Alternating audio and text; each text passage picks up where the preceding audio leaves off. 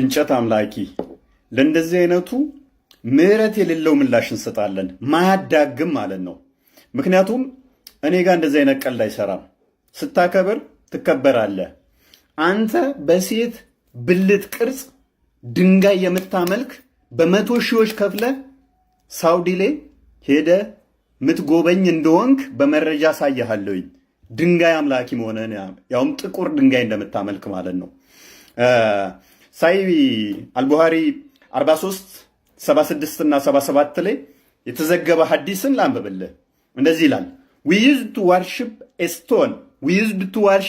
stone ድንጋይ እናመልክ ነበር and when we found a better stone than the first one ተመጀመሪያው የተሻለ ድንጋይ ስናገኝ we would throw the first one የመጀመሪያው ምን እናደርገዋለን እንጥለዋለን and take the latter እና ሁለተኛውን እንይዛለን but we could not get a stone then we would collect some earth that is soil ግን ድንጋይ ካጣን አፈር እንሰበስባለን and then bring a sheep and milk that sheep over it በግና መጣና ከዛ ላዩ ላይ እናልበዋለን አፈሩ ላይ ማለት ነው and perform the tawaf around it ከዛ ምን እናደርጋለን እንዞራለን ምኑ ላይ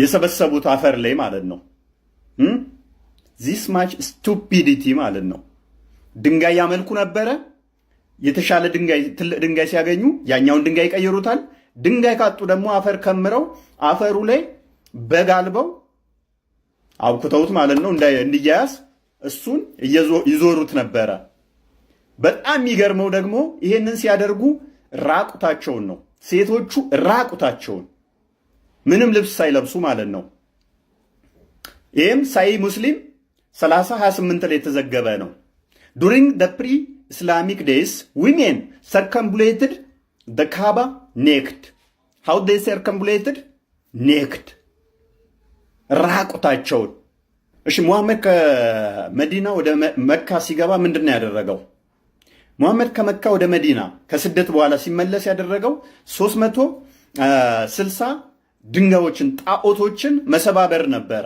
ይህም በቡሃሪ 24:78 ላይ የተዘገበ ነው ግን ጥቁሩን ድንጋይ ካባን ትቶላችኋል ይህንን ካባ ልክ መካ ሲገባ ሙሐመድ ምን ያደርግ ነበር ይስመው ነበረ ቡሃሪ 16:03 ላይ የተዘገበ ነው እንደዚህ ይላል I saw Allah's messenger arriving at Mecca he kissed the black stone corner first ይላል በመጀመሪያ እንደገባ መካ ምንድን ነበር የሚያደርገው ጥቁሩን ድንጋይ መሳም ነበር ማድረግ ነበረ ተከታዮቹስ የሙሐመድ ተከታዮች ግን ድንጋይ መሳም ፍላጎት አልነበራቸውም ደስተኛም አልነበሩ ምክንያቱም ድንጋዩ ምንም ቫልዩ እንደሌለው ምንም ሊያደርግ እንደማይችል ያቁርት ነበር ይሄንንም በሳይ ሙስሊም 12:7 ቢ ላይ የተዘገበ ነው እንደዚህ ይላል ኢብን ዑመር Allah's be pleased with them reported that Umar Allah be pleased with him kissed the stone and said I'm kissing you whereas I know that you are a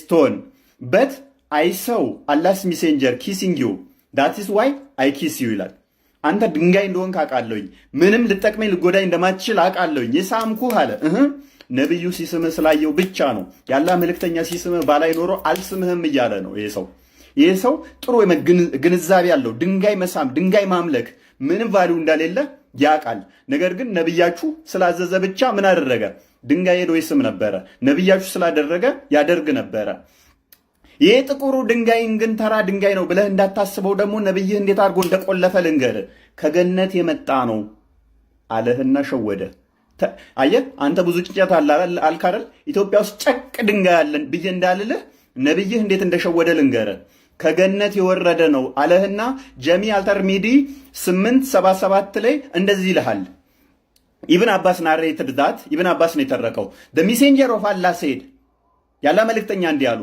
the black stone descended from the paradise ጥቁሩ ድንጋይ የወረደው ከገነት ነው አሉ it was more white than the milk ከወተት በጣም ነጭ ነበር አሉ then it was blanched by the sin of the children of Adam በአዳም ልጆች ኃጢያት ነው የጠቆረው አሉ ይሄንን ጥቁር ድንጋይ ይሄ ጥቁር ድንጋይ የጠቆረው በነገራችን ላይ ፕሪስላም ሴቶቹ ወር አበባቸውን ይቀቡት ነበር፣ ወንዶቹ ደግሞ ብልታቸውን ይጨምሩበት ነበረ። በሴት ቅርጽ ብልት የተሰራውበት ምክንያቱ ምንድነው? እሱ ልጅ ያሰጠናል ብለው ልክ እንትን መስዋዕት ያቀርቡለት ነበር። በቃ ሴቶቹ ፔሬዳቸውን እየቀቡ በዚህ ምክንያት ነው የጠቆረው። ምንም መሸፋፈን አያስፈልግም። ነብያችሁ ግን ምንድን ያለው? ኃጢአታችሁን ያጠቆረው እንጂ ከወተት ሚነጣ ነበር ከገነት ነው የመጣው ይላል። ውሸት። እስቲ አላህ የት ቦታ ነው ይህንን ድንጋይ ከወተት ሚነጻ ልክ የላችኋለሁ በአዳም ኃጢአት ነው የሚጠቁረው ብሎ ያለበት አለ? አላህ የለም። ሙሐመድ ነው ይህንኑ ፈጠራ ፈጠረና እናንተን ለመሸወድ ምን አለ? ከወተት ሚነጣ ነበር አለ። አላህ ከወተት ሚነጣ ድንጋይ ልክ የላችኋለሁ ከገነት ብሏችኋል? አላላችሁማ። ካላላችሁ ሙሐመድ የሰራው ፈጠራ ነው። ይህንን እንደገና ደግሞ ከገነትም ቢወርድ እኛ ብዙም ትኩረት አንሰጠውም እንዳትል ደግሞ ምን ብሎ አሁንም ያዘህ መሰለ ቆልፎ ይህንን ጥቁር ድንጋይ ጋር መገኘት ፊቱ መቅረብ የአላህ ቀኝ እጅን እንደመያዝ ነው፣ የአላህ እጅን እንደማግኘት ነው አለ። ላንብብልህ ሱነን ኢብን መጃ 2957 ላይ እንደዚህ ይልሃል። when we reached the black corner where the black stone is he said, oh Abu Muhammad, what have you heard about this black corner? Ata said, Abu Hurairah told me that he heard the messenger of Allah say, whoever face it is facing the hand of the most merciful ይላል። ስለዚህ ይህንን ድንጋይ ፊት መቅረብ ምን ማለት ነው? የአልረሃማን እጅን እንደማግኘት ነው። ስለዚህ የአላህን እጅ ማግኘት አስበዋል? የአላህ እጅና ይሄ ድንጋይ ከተነጻጸሩ ይሄ ድንጋይ ተራ ነው ልትለው ትችላለህ? ይሄ ድንጋይ ከአላህ እጅ ጋር የሚነጻጸር ከሆነ ሌላ ልጨምርልህ ይህንንም አልቀበልም ብትል እንደገና ኃጢአትህን የሚያሰርልህ የድንጋይ ነው። ኃጢአትህን የሚደመስስልህ የሚሰርዝልህ የድንጋይ ነው። ሱናን ናሲያ 2919 ላይ እንደዚህ ይልሃል። It was narrated from Abdullah bin Ubaid bin Umar that a man said, oh Abu Abdurrahman, why do I only see you touching these two corners?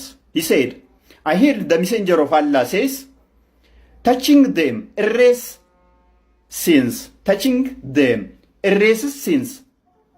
And I heard him say, whoever circumambulates 7 times, it is like freeing a slave ይላል።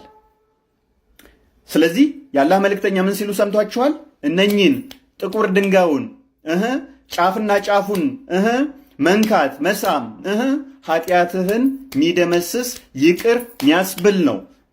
አስበዋል? ይህ ጥቁር ድንጋይን ሄደህ እንድታመልክ አድርጎሃል። ኢትዮጵያ ውስጥ ጨቅ ድንጋይ ነበረልህ እኮ። እኔ እዚህ ሰፈራችን አለ ብዙ ብላክ ስቶኖች ባልጩቶች ብዙ አሉ። እነሱን እንዳታመልክ ምን ተባልክ? ግን ይህ ድንጋይ ከሰማይ ነው የወረደው ተብለ ተቆለፍክ ማለት ነው። አስበዋል? ይህ ድንጋይ ከሰማይ ነው የወረደው ተብለ ስትቆለፍ፣ ይሄ ብቻ አይደለም።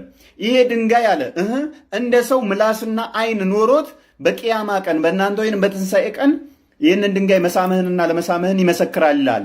ጀሚዓል ተርሚዲ 961 ላይ እንደዚህ ይላል። The messenger of Allah said about the black stone, by Allah, Allah will rise it on the day of resurrection with 2 eyes by which it sees and a tongue that is speak with, testifying to whoever touched it in truth ይላል። በእውነት የነካውን ሰው ሊመሰክር የሳመውን ያየውን ሊያወራ ባላህ ፊት ምላስና 2 አይን ይዞ ይነሳል ይላል። ድንጋይ ማምለክ ማለት ይሄ ነው። በ100 ሺህ ብርህን ገፍግፈ ሄደ ድንጋይ ታመልካለህ። ወዳጄ ከድንጋይ አምልኮ ነፃ ውጣ።